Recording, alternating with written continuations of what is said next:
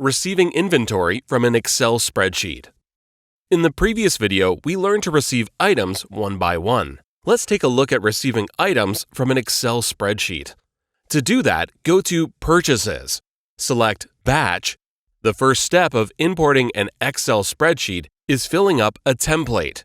To do that, click Upload, and you'll see two options: Items with IMEI or Items without IMEI.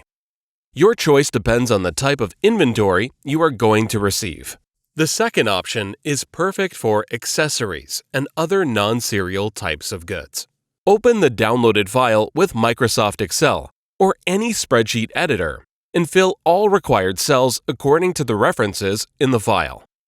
In the first column, you can specify a batch number. In the second column, you can enter the supplier's name.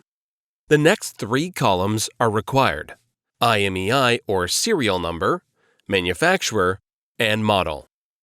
Also, you can specify storage, color, UPC, and EAN for every unit.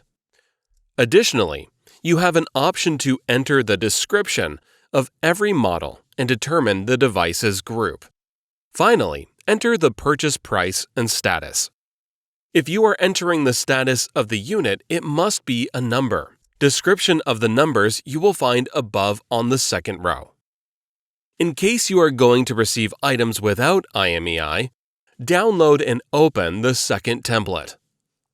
On the first column, you can specify a batch number, and in the next column, you can enter the supplier's name. Next, enter the name of the goods. You are welcome to enter the barcode, description, color, for example, and the group of goods, for instance, AirPod cases. You must enter the quantity of goods. Finally, specify the purchase price. Save your spreadsheet document and go back to the ANSYS inventory. Attach saved Excel file by clicking the Attach File button. Choose a warehouse from the drop-down list and finally, click Upload. After our batch is created, you will see a short report.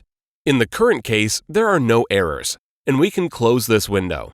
The new batch you will see in the Batch section.